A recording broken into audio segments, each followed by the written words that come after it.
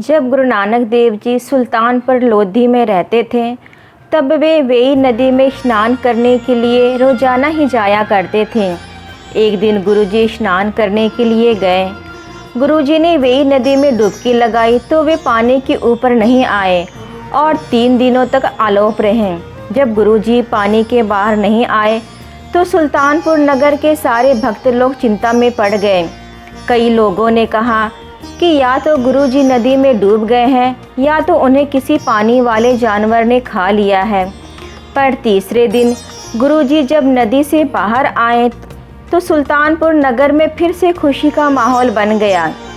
सुल्तानपुर नगर के सारे हिंदू और मुस्लिम गुरुजी का स्वागत करने के लिए वेई नदी के पास पहुंच गए और गुरु नानक देव जी से कहने लगे कि गुरुजी देखो, आपके नदी के 3 दिनों के बाद बाहर आने की खुशी में मुस्लिम भाई भी यहाँ पहुँचे हैं। तो गुरुजी ने मुस्कुराकर उत्तर दिया कि इस संसार में ना तो कोई हिंदू है और ना ही मुसलमान, सारे ही उस ईश्वर के बंदे हैं।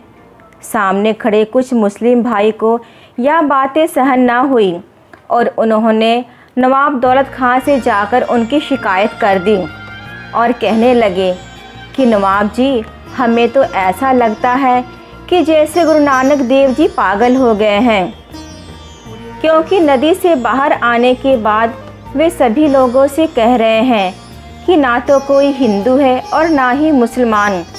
लोगों की तरफ से यह बातें सुन नवाब दौलत खां के मन में गलत विचार आने लगे। उन्होंने सोचा कि क्यों ना गुरुजी को मुस्लिम धर्म में ले आया जाए।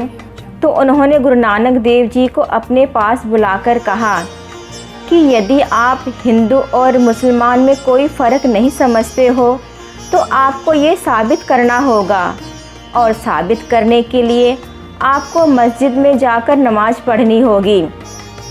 गुरु नानक देव जी दौलत खां की बातें सुन नमाज़ पढ़ने के लिए तैयार हो गए और वे दौलत खां के साथ नमाज़ पढ़ने के लिए मस्जिद में पहुंच गए।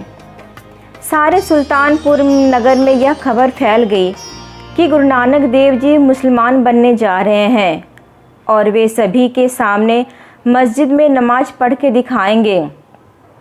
मस्जिद में काफ़ी भारी गिनती में मुस्लिम भाई पहुंच गए और काजी ने लोगों को नमाज़ पढ़ानी शुरू की, पर गुरु नानक देव जी उस समय नमाज में शामिल नहीं हुए। जैसे ही नमाज ख़त्म हुई तो काजी दौलत खां से जाकर उनकी शिकायत की कि नानक जी ने हमारे साथ नमाज नहीं पढ़ी और उल्टा हमारे ऊपर हंस के हमारी बेइज्जती कर रहे हैं। काजी के मुख से ये बातें सुन नवाब दौलत खां को क्रोध आ गया और उन्होंने गुरु नानक देव जी से कहा कि आपने नमाज क्यों नहीं पढ़ी।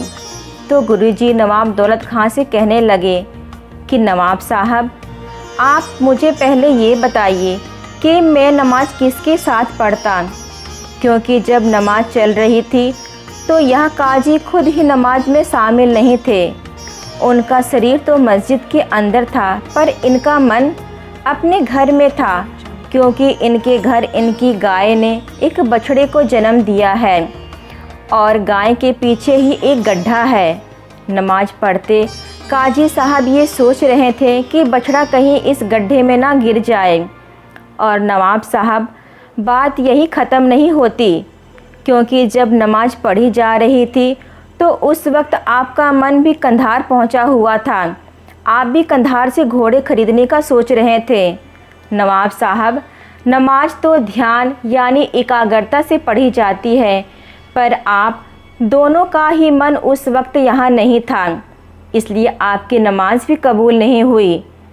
काजी गुरुजी के मुख से ये बातें सुन गुरुजी के चरणों में बिछ गए और कहने लगे, हे अंतर्जामी, मुझसे बहुत बड़ी गलती हो गई है। आप जो भी बातें कह रहे हैं वो सारी सच है। और नवाब दौलत खां ने भी गुरुजी के आगे सिर झुका दिया और गुरुजी से अपनी गलती की क्षमा मांगने लगे। काजी और नवाब दौलत खां गुरुजी के इस चमत्कार से प्रभावित हुए और उस दिन के बाद उन्होंने मन लगाकर नमाज पढ़नी शुरू की। तो दोस्तों, हमें अपने आराध्य का सुमरण हमेशा मन को एकाग्र करके ही करना चाहिए या इसका अभ्यास करना चाहिए। अभ्यास से ही धीरे धीरे मन शांत होता है और एकाग्र होता है। तो आज की कहानी आपको कैसी लगी कमेंट बॉक्स में लिख के ज़रूर बताइएगा। और अभी तक आपने मेरे चैनल को सब्सक्राइब नहीं किया है तो ज़रूर कर लें। धन्यवाद।